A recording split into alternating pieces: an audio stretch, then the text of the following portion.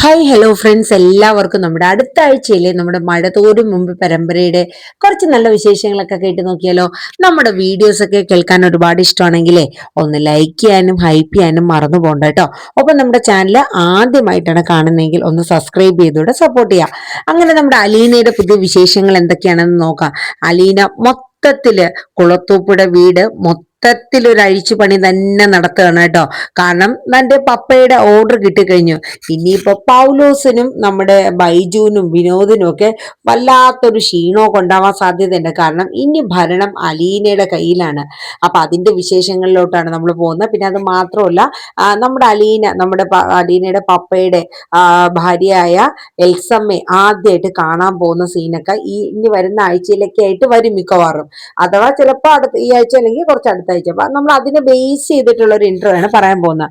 അങ്ങനെ അലീന മൊത്തത്തിൽ ഒരു അഴിച്ചുപണി നടത്തുകയാണ് കേട്ടോ. അങ്ങനെ അലീന ഈ സമയത്ത് നമ്മുടെ പൗലോസും വിനോദും ബൈജു എല്ലാരും കൂടെ കുറച്ച് പ്ലാനും പദ്ധതിയൊക്കെ ആസൂത്രണം ചെയ്യണം. അപ്പൊ ബൈജുവിനോട് പൗലോസ് ചോദിക്കുന്നുണ്ട്, അല്ല ബൈജു, നീ ആ അഞ്ചലിലോട്ട് വിളിച്ച് കാര്യങ്ങളൊക്കെ പറഞ്ഞോ? ബൈജു പറയുന്നുണ്ട്, പറഞ്ഞിട്ടുണ്ട്, പക്ഷെ ഇതുവരെ ഒരു അനക്കൊന്നുമില്ലല്ലോ, അതെന്താടാ പോയി? അതൊക്കെ വരുന്നേ ഒരു പടയായിട്ടായിരിക്കും ഇങ് എത്തണത്. അന്നത്തോടു കൂടി ഇവളുടെ അഹങ്കാരം അങ്ങോട്ട് നിന്നോളും. വന്നിട്ട് ഒരാഴ്ചയായില്ല, അപ്പോഴേക്കും അവളാ കണ്ടില്ലേ അക്കമ്മ ചമയില് എന്നും പറഞ്ഞുകൊണ്ട് ഇവര് മൂന്നൊരു അലീനയുടെ കുറ്റവും കുറവും ഒക്കെ പറഞ്ഞുകൊണ്ടിരിക്കുകയാണ് കേട്ടോ.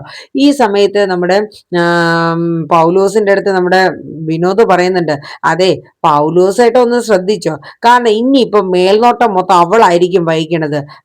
പിന്നെ ഈ പൗലോസ് വർഷങ്ങളായടാ മോനെ, ഇതൊന്നും പൗലോസിന് പുത്തരിയല്ല. അപ്പോഴേക്കും നമ്മുടെ ആന്റപ്പൻ പറഞ്ഞു, എടാ വിനോദേ, ആവശ്യമില്ലാത്തതൊന്നും പൗലോസിന്റെ ചെവിയിൽ നീ ഓതി കൊടുക്കില്ല, ഉള്ള പണിയും കൂടെ പോ. പിന്നെ പൗലോസ് പറഞ്ഞു, ഈ പണി ഉണ്ടെങ്കിലേ എനിക്ക് ജീവിക്കാൻ പറ്റുള്ളൂ, ഇതിന്ന് നല്ല അന്തസ്സുള്ള പണി ഈ പൗലോസിന് കിട്ടും, അല്ല പിന്നെ എന്നിങ്ങനെ പറയാനട്ടോ.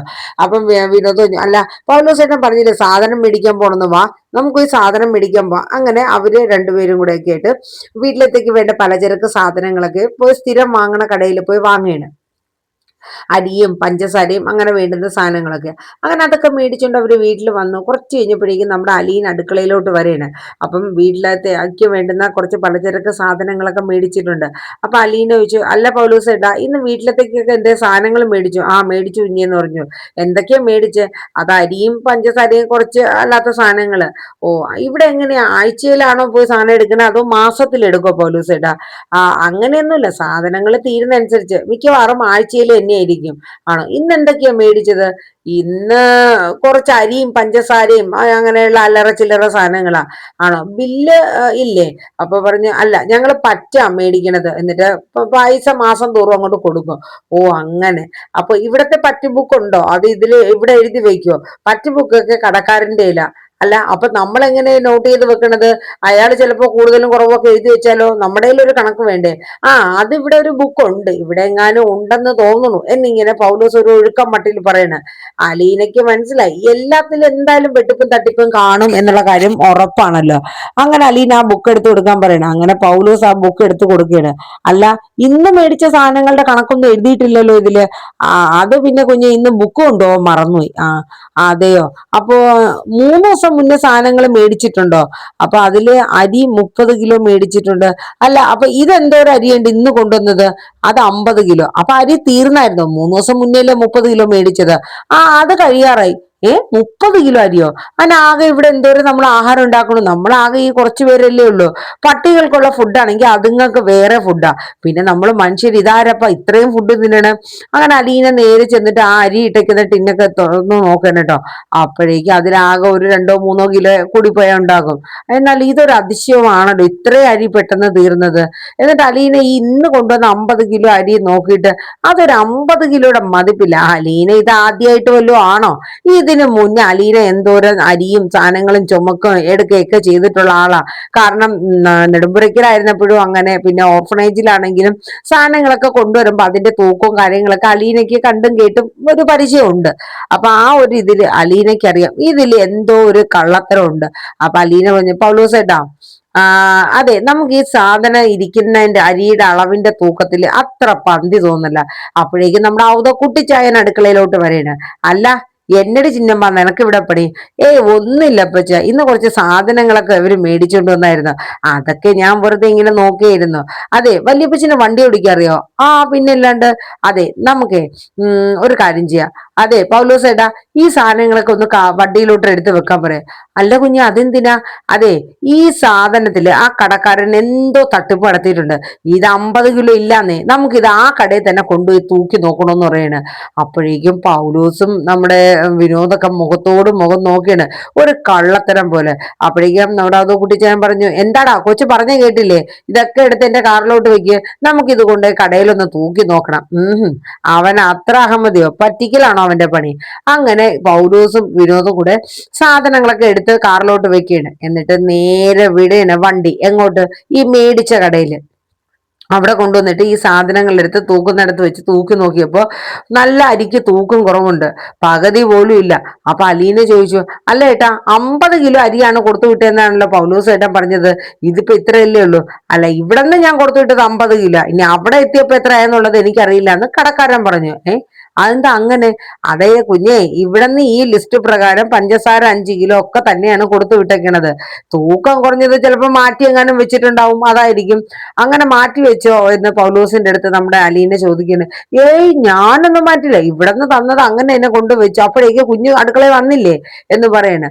അയാൾ കിടന്ന് ഉരുണ്ട് കളിക്കുക. ആരാ? നമ്മുടെ പൗലോസ്. അങ്ങനെ അലീന എന്ത് ചെയ്തു?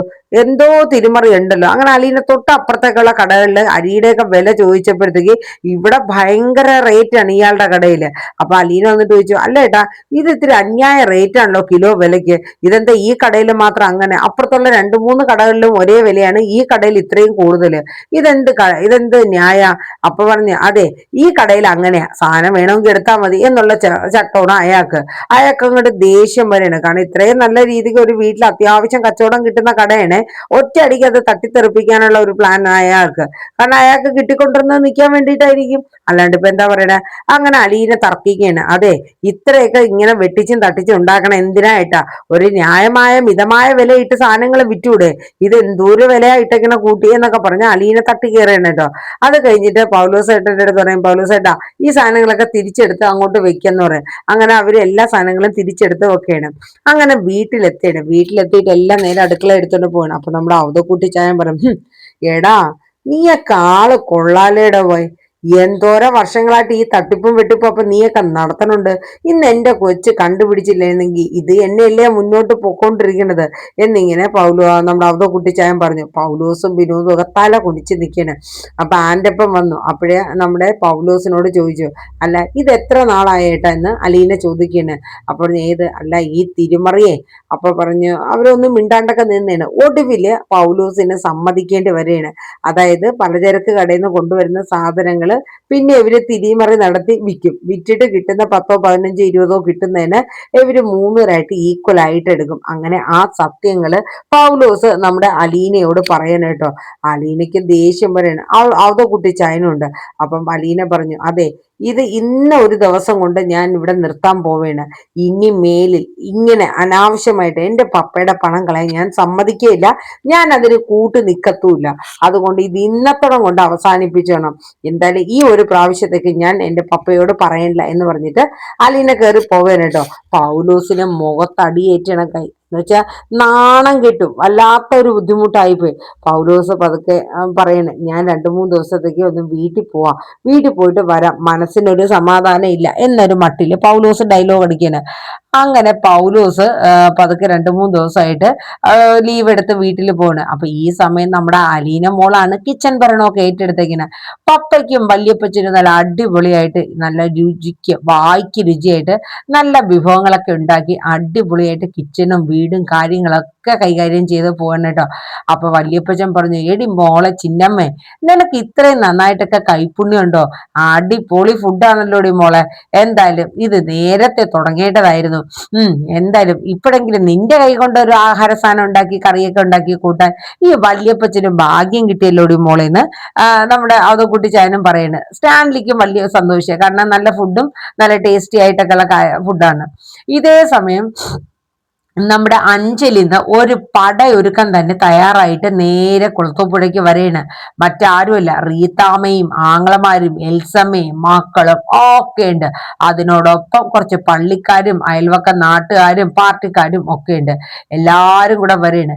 ഈ സമയം അവതക്കുട്ടി ചായ ചെയ്തിട്ട് അലീന്റെ അടുത്ത് പറഞ്ഞു, മോളെ നീ ഈ റൂമിൽ തന്നെ ഇരുന്നാൽ മതി, പുറത്തോട്ട് ഒന്നും ഇറങ്ങണ്ട. അതെന്താ വല്യപ്പച്ച? അതെ, അഞ്ചല് മൊത്തം പടയിളകി ഇങ്ങോട്ട് വന്നിട്ടുണ്ട്. പള്ളിക്കാരും അയൽവക്കക്കാരും വികാരികളും ഒക്കെ ഉണ്ട്. അതുകൊണ്ട് നീ ഒന്നിനും ഇറങ്ങണ്ട. അലീനയ്ക്ക് വല്ലാത്ത ടെൻഷൻ. അങ്ങനെ ആ ഡോർ അടച്ചിടേന്. ഈ സമയത്ത് നമ്മുടെ സ്റ്റാൻലിയും വരെയാണ്. കാരണം എന്താന്ന് വെച്ചാൽ സ്റ്റാൻലിയൊക്കെ മീറ്റ് ചെയ്യാനായിട്ടാണല്ലോ ഇവരെല്ലാരും വന്നിക്കണത്. അങ്ങനെ സ്റ്റാൻലി സംസാരിക്കുകയാണ്. അപ്പം നമ്മുടെ പള്ളിക്കാരായിട്ടുള്ള ഒരാളെ ചോദിക്കുന്നുണ്ട്, അല്ല അപ്പൊ ഇത്രയും നാളും ഇല്ലാതെ എവിടെയോ ഉണ്ടായ ഒരു മോളെന്നും പറഞ്ഞ് ഇപ്പൊ ഒരു പെൺകുട്ടിയെ കൊണ്ടുവന്നിട്ടുണ്ടല്ലോ, ഇതെങ്ങനെ ശരിയാകും സ്റ്റാൻലി?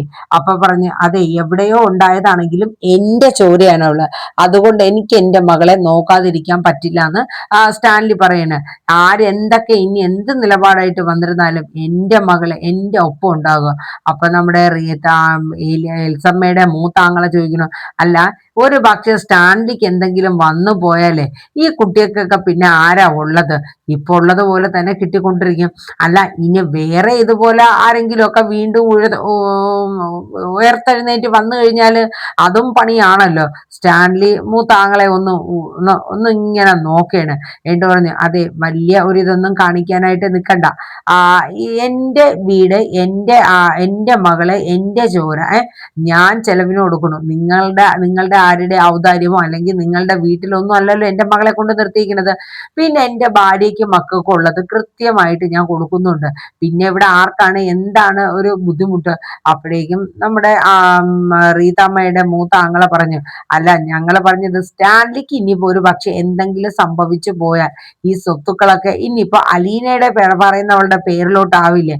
അങ്ങനെയൊന്നും ആവില്ല. വേണ്ടുന്ന പോലെ ഓരോ കാര്യങ്ങളും ചിന്തിച്ച് കൈകാര്യം ചെയ്യാൻ ഈ സ്റ്റാൻലിക്ക് അറിയാം. നിങ്ങൾ ആരും ഈ സ്റ്റാൻലിയെ പഠിപ്പിക്കേണ്ട കാര്യമില്ല എന്ന് പറഞ്ഞ് ഓർഡർ ചെയ്യുമ്പോൾ തന്നെ നമ്മുടെ സ്റ്റാൻലി ഓരോ കാര്യങ്ങളും ഈ അഞ്ജലിക്കാരെ ബോധിപ്പിക്കുന്നുണ്ട് കേട്ടോ. ഈ സമയത്ത് നമ്മുടെ അലീന ഉള്ളിലിരുന്ന് ആകെ ടെൻഷൻ അടിക്കുകയാണ്. കാരണം താൻ കാരണമാണല്ലോ തന്റെ പപ്പയ്ക്ക് ഇത്രയും ബുദ്ധിമുട്ട് വന്നത്. അങ്ങനെ വന്നവരെയൊക്കെ പേടിപ്പിച്ച് വിരട്ടുന്നുണ്ട് നമ്മുടെ സ്റ്റാൻലി. ഈ സമയത്ത് സ്റ്റാൻലിയുടെ രണ്ട് പട്ടികൾ സ്റ്റാൻലി ഒന്ന് കണ്ണുകൊണ്ട് ഞൊടിച്ചപ്പോ ജസ്റ്റ് ഓടി വന്ന് അവിടെ ഇരുന്നു. അപ്പോഴേക്കും എല്ലാവർക്കും ഏകദേശം ഒരു ഇത് മനസ്സിലാവുകയാണ്. കാരണം എന്ന് വെച്ചാൽ ഇനി സംസാരിച്ച കാര്യങ്ങൾ വഷളായി കഴിഞ്ഞാൽ അത് ഇതിന്ന് അപ്പുറവും. കാര്യം വേറൊന്നുമല്ല, സ്റ്റാൻലിയുടെ രണ്ട് നായ്ക്കൾ വന്ന് സ്റ്റാൻലിയുടെ അപ്പുറം ഇപ്പുറം ഇരിപ്പായിട്ടോ, നാക്കും വെളിയിലിട്ട് വല്ലാത്ത ഭീകരമായ ഒരു മുഖമുള്ള പട്ടികളായിട്ടോ അത് രണ്ട്. അപ്പൊ അവർക്കൊക്കെ വല്ലാത്തൊരു ഭയം തോന്നുന്നുണ്ട്. കാരണം ഒന്നും ഞൊടിച്ച പിന്നെ ശരീരത്തെ എല്ല് പോലും ബാക്കി ഉണ്ടാവില്ല. അമ്മാതിരി കടിച്ചു മാന്താൻ പറ്റണ പട്ടികളാ. അതുകൊണ്ട് ആകെ പേടിച്ചു. അപ്പോഴേക്കും നമ്മുടെ റീത്താമ്മ സ്റ്റാൻലിയോട് പറയുന്നുണ്ട്, അതെ, ഞങ്ങള് തോറ്റു ചിഹ്നം പാടി പോയി എന്ന് താൻ വിചാരിക്കണ്ട. എന്റെ എൽസമ്മയ്ക്കും മക്കൾക്കും അനുഭവിക്കാൻ ഞങ്ങള് ബാധ്യസ്ഥരാണ്. അത് ഞങ്ങൾക്ക് കൈപ്പറ്റേണ്ടത് ഞങ്ങൾ കൈപ്പറ്റിയിരിക്കുകയും ചെയ്യാം. നിന്റെ ഒരു കളികളും നടക്കില്ല എന്ന് സ്റ്റാൻലിയോട് വെല്ലുവിളിച്ചിട്ടാണ് നമ്മുടെ റീത്താമ്മ ഇറങ്ങിപ്പോണത്. അപ്പം പോകുന്നതിന് മുന്നേ റീത്താമ്മ നമ്മുടെ എൽസമ്മയ്ക്ക് നമ്മുടെ അലീനയെ ഒന്ന് കാണിച്ചു കൊടുക്കുന്നുണ്ട് കേട്ടോ. അപ്പൊ അലീന നോക്കുമ്പോ അലീനയുടെ റൂമിൽ ഒരു സ്ത്രീ വരുന്നുണ്ട്. നല്ല ഭംഗിയുള്ള ഒരു പ്രത്യേക ഒരു കുലീനത്തുള്ള ഒരു സ്ത്രീ. അപ്പോ അലീനയ്ക്ക് മനസ്സിലാവുകയാണ് ഇത് പപ്പയുടെ ഭാര്യ എൽസമ്മ എന്ന് പറയുന്നവരായിരിക്കും. കാരണം ആ ഒരു മെലിഞ്ഞ ശരീരവും വെളുത്ത നിറമൊക്കെ ആയിട്ട് ഒരു പ്രത്യേകത ഉള്ള ഒരു മുഖം. അപ്പോ ചെറുപ്പത്തില് പപ്പ കല്യാണം കഴിക്കുന്ന സമയത്ത് എന്തായാലും നല്ല സൗന്ദര്യമുള്ള ഒരു സ്ത്രീ ആയിരിക്കണം. കാരണം ഇപ്പൊ ആ വയസ്സായതിന്റെയൊക്കെ ഒരു പ്രായാധിക്യം എങ്കിലും എന്തു ഭംഗിയാ കാണാൻ. അലീന ഒരു നിമിഷം ഇങ്ങനെ നോക്കി നിന്നു കേട്ടോ. അപ്പൊ എൽസമ്മ വന്ന് അലീനയുടെ റൂമിൽ അലീനയെ കണ്ടതും പെട്ടെന്ന് ഷോക്കായി പോവണം. മറ്റൊന്നുമല്ല, ഈ അലീനയ്ക്ക് നമ്മുടെ സ്റ്റാൻലിയുടെ അമ്മച്ചി നമ്മുടെ ചിന്നമ്മയുടെ അതേ രൂപം തന്നെയാണ്. എൽസമ്മ ഒരു നിമിഷം പകച്ചു പോവുകയാണ്. കാരണം ഒരു വല്ലാത്ത ഒരു ബുദ്ധിമുട്ടായി പോയി നമ്മുടെ എൽസമ്മയ്ക്ക്. കാരണം പെട്ടെന്ന് ഷോക്കായി പോയാണ്. വർഷങ്ങൾക്ക് മുന്നേ മരിച്ചുപോയ ചിന്നമ്മ ഇപ്പൊ ജീവനോടെ നിൽക്കുന്നത് പോലുള്ള ഒരു ഫീലിങ്സ് എൽസമ്മ വല്ലാണ്ടായി പോണ്. ഈ സമയം നമ്മുടെ ടെൽസയും അവരൊക്കെ രണ്ട് മക്കളും വന്നിട്ട് സുഖമില്ലാത്ത കുട്ടി വന്നിട്ട് അലീനയോട് ചേച്ചി എന്തൊക്കെയുണ്ട് വിശേഷം, അപ്പൊ അലീന ആ കുട്ടിയുടെ അടുത്ത് മോക്ക് എന്തൊക്കെയുണ്ട് വിശേഷം എന്നൊക്കെ ചോദിച്ച് സംസാരിക്കണം. അതിനുശേഷം നമ്മുടെ റീത്താമ്മ വന്ന് ആ കുട്ടികളെയൊക്കെ വിളിച്ചുകൊണ്ട് അലീനെ ഒരു നോട്ടമൊക്കെ നോക്കിയിട്ട് അങ്ങോട്ട് പോവുകയാണ്, വീട്ടിലോട്ട് പോകാനുള്ള പരിപാടികളൊക്കെ ചെയ്യണം.